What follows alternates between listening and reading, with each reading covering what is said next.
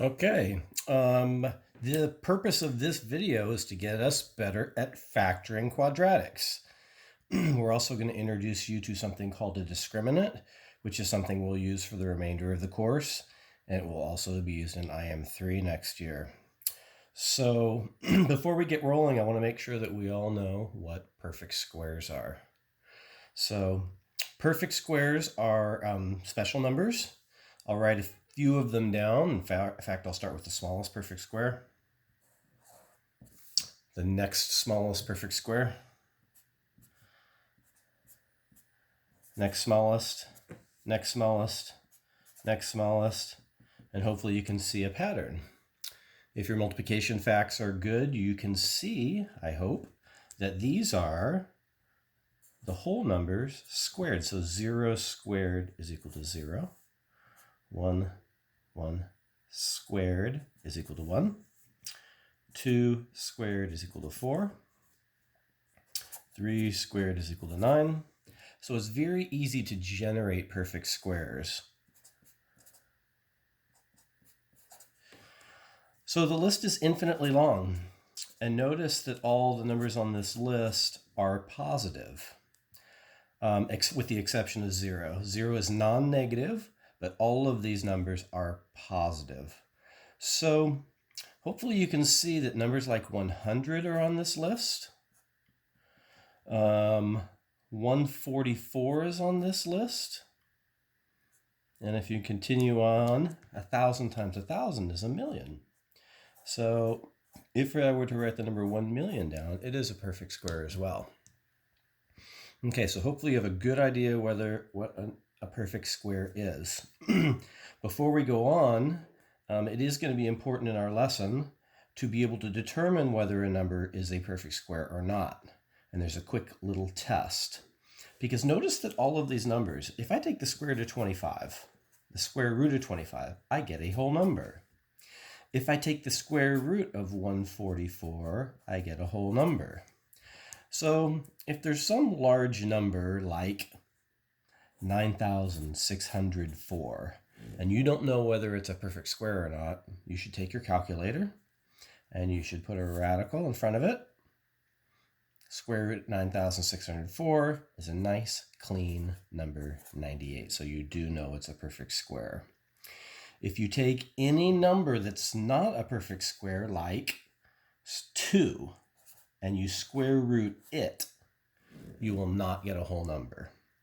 All of these types of numbers are called irrational numbers, and square root 2 is about 1.414, and then the digits after it continue on forever, just like the digits in pi continue forever. So these are really important numbers as our learning develops, as we get better at solving quadratic equations. Okay, so there's a quick little lowdown on perfect squares. So now we need to know what a discriminant is. A discriminant is a very important value, and it gives us a lot of information. But for the assignment that we're going to be doing today, we're going to use it in a very, very specific way.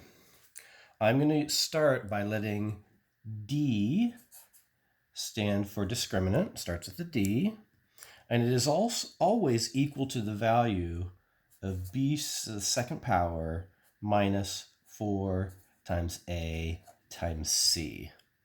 This is a very important value with quadratics. You might ask what b and a and c are. But you actually partially know that already. And it comes from standard form of quadratic. Standard form of a quadratic looks like this. Ax squared plus bx plus c. If I put an equals 0 here, we have a quadratic equation. So you can see that a is the coefficient of our x squared term. B is our coefficient of our linear term. It's the degree 1 term. And the c is our degree 0 term. It is the constant, assuming that all the terms are on one side. Okay? When you have an equation, it's important that 0 is on one side. On our exercises today, we will just be factoring expressions, so we won't be solving, we'll only be factoring. So let's look at the examples at the bottom that I've written out, and let's make sure that we can identify A and B and C really well. So in example 1, the coefficient of x squared is 2, so that gives us A is 2. The coefficient of the x term is invisible, but it's there. The b value is 1. The coefficient of that linear term is 1. And the c value here is -4. In example 2, the coefficient of the x squared term is invisible, but it's there. The a value is 1. Here we don't see a b term, so that tells us that b must be equal to 0. Very easy to get messed up here if we only have 2 terms with our quadratic. And remember, the c value is always our constant, and the constant at the end is not 10, it's actually -10. You have to look at the sign in front of it, so here we have c equals -10. Finally, for example 3, 6x squared minus x, the a value is 6. The b value is the coefficient of the x term, which in this case is -1. And here there is no constant term, and so therefore the c term is equal to 0. It's worth noting in this problem, or in these types of situations, that b can be 0, c can be 0, but notice that a is not equal to 0. I will write that as a really important side note. A is not equal to 0. If a was equal to 0, this term would drop out. And if that term drops out, we wouldn't have a quadratic anymore. The degree of our equation would be degree 1, and we're concentrating on quadratic equations now, so it's very important you realize that a is not equal to 0. Okay, so now let's put it into play. Okay, so here is a quadratic trinomial. It's quadratic because it's degree 2, a trinomial because it has 3 terms. Okay, so we're going to be determining the value of d. That's the discriminant. We're going to be doing this over and over on our assignment today. Okay, so we're going to be very careful. D is equal to b squared minus, and what I'm going to do is I'm going to put the 4ac in brackets. There's something in math called the monomial rule, and 4ac is a monomial, and it's the product of 3 things, 4, a, and c. So it's very important that you cluster them together as you simplify these expressions. Okay, so as we plug in the numbers here, the a is 1, the b is 4, and the c is 5. So I'm going to plug in and I'm going to simplify this expression. So b is 4, that gives us 4 squared minus, and now inside my brackets I have 4 times 1 times 5. So using our order of operations, we can simplify the brackets. It's the same thing as parentheses, really. We can also do exponents. We can do both of these in the same step. This gives us 16 minus 4 times 1 times 5 is 20. And if we take 16 and we subtract 20, we get -4. So here's the point. We're looking at this discriminant value and we're asking ourselves, is this number a perfect square?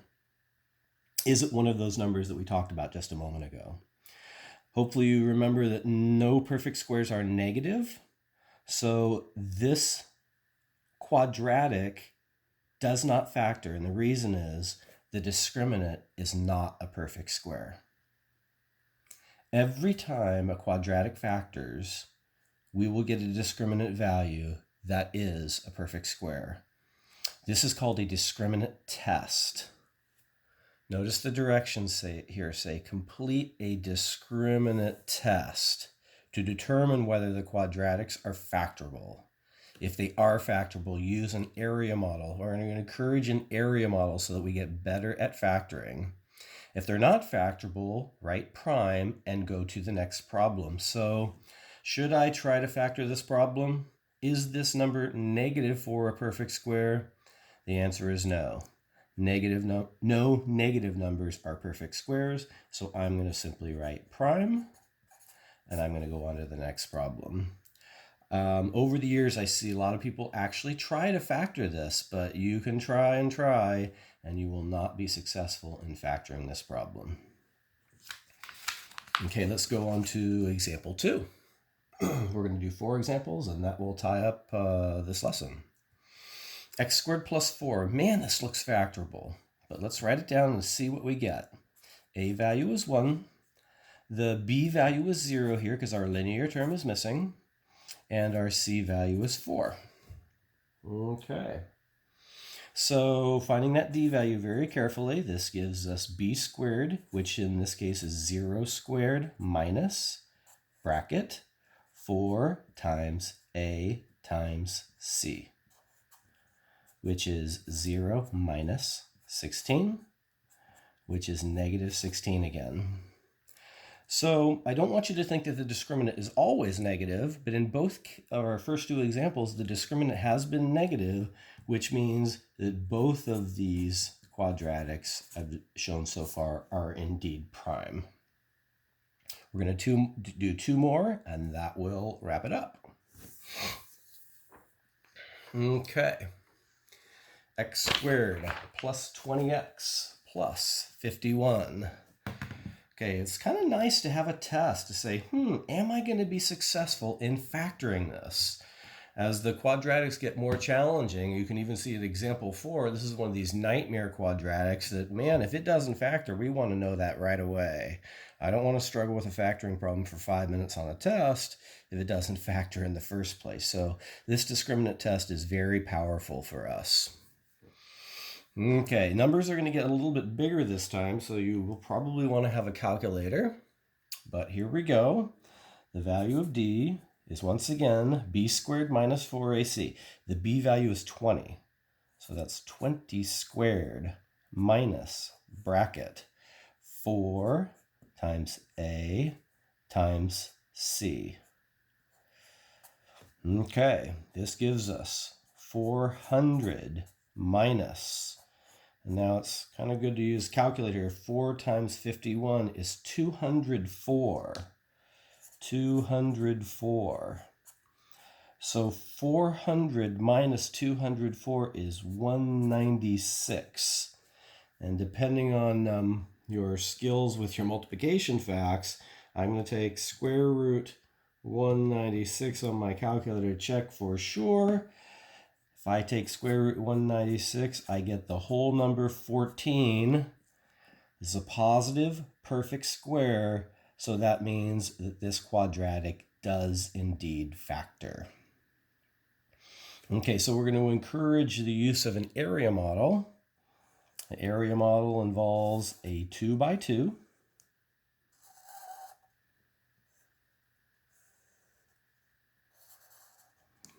We know in the upper left term we have an x to the second power. We know in the bottom right we have a 51. Okay, some people struggle with this problem because when they look initially they see 51 and they see it as a prime number, but if you're not careful, 51 actually isn't a prime number. Okay, so notice that this product is 51x squared. This product is 51x to the second power. So there's a very limited number of ways that you can break up 51x squared. We can break it up into x, or 1x, times 51x. But if you do checking with your calculator, 2 doesn't go into it, but 3 does go into it. We can also get 3x times 17x. Both of these products will indeed give us 51x squared. Okay, so if we get this to factor, it's these 2 terms added together that must give us our 20x. So that must mean that both of these terms do indeed have x in them, And these is where we usually get our like terms. Okay. So for these to add up to 20x, we have some choices. We can look to see what these sums are. What is the sum of 1x and 51x? Well, that's 52x. What is the sum of 3x and 17x? Well, that does give us 20x. So it looks like 3x and 17x, we might be successful. So I can put the 3 here and the 17 here, or I can put the 3 here and the 17 here. Doesn't make any difference. So I'll just put the 17 here, and I will put the 3 here, but notice our like terms. Okay, so now we should be able to figure out all the terms on the outside of our box. We're looking for common factors. The common factor on the top row is x. The common factor in the bottom column is x. The common factor on the right column is 3. And the common factor on the bottom row is 17. Okay, with these in place, our binomial across the top is x plus 3. Our binomial on the left side is x plus 17. And this is what we would like to get you to even get better at, is using an area model for factoring. Notice if I do multiply these two binomials together, I do get the trinomial that's on the top. All right, last problem. This is a nightmarish looking quadratic. And there's nothing worse than sitting there trying to solve a quadratic by factoring when it doesn't even factor in the first place. So we are going to find the discriminant very carefully, and we will see if that number turns out to be a perfect square, and take it one step at a time. Okay, so in this last example, a is equal to 15, b is equal to negative 8, c is equal to negative 48, and once again, a calculator out's a good idea. The discriminant value, once again, is b squared minus 4ac. You might want to be memorizing this. b is a negative number, so a negative number must be in parentheses, negative 8 to the second power. Okay, that means negative 8 times negative 8 minus, and now the bracket is even more important than the examples before because our c value is negative, so this is very tricky. Inside our bracket, we have a 4. Our a value is 15. And our c value is negative 48. Okay, so one step at a time. This is negative 8 times negative 8 in front, which is 64, minus, and now we have a three-way product. It's 4 times 15 times negative 48. So hopefully you can see that 4 times 15 gives us 60, and we still have a negative 48 there. So I'm doing this in a couple steps just to make sure that I'm getting this d value perfect. It is tricky, but this d value is very important. 64 minus, and now I'm going to switch to parentheses. No need for brackets anymore. I can just use parentheses. I need to know what 6 times negative 48 is. 60 times 48. And using my calculator on that, 60 times negative 48 is negative 2,880. Negative 2,880. Okay, 64 minus negative 2,880 is 64 plus 2,880. And if we add those numbers together, using my trusty calculator, I'm getting 2,944. Okay, So now is the question, does this factor or does this not factor? It all hinges on whether or not this number is a perfect square. So I'm going to take the square root of this number and I'm looking to see if I get a whole number or not. So square root, answer. The calculator has this number stored inside it. My calculator is spitting out 54.2586 These digits will continue on forever. This is an irrational number, which means 2,944 is not a perfect square. So does this quadratic factor? The answer is no. And so here where I have a little bit of space, I'm going to state that this is prime. So therefore, I'm not going to spend a single second trying to factor it. That concludes our lesson. Hopefully this is helpful on the exercises.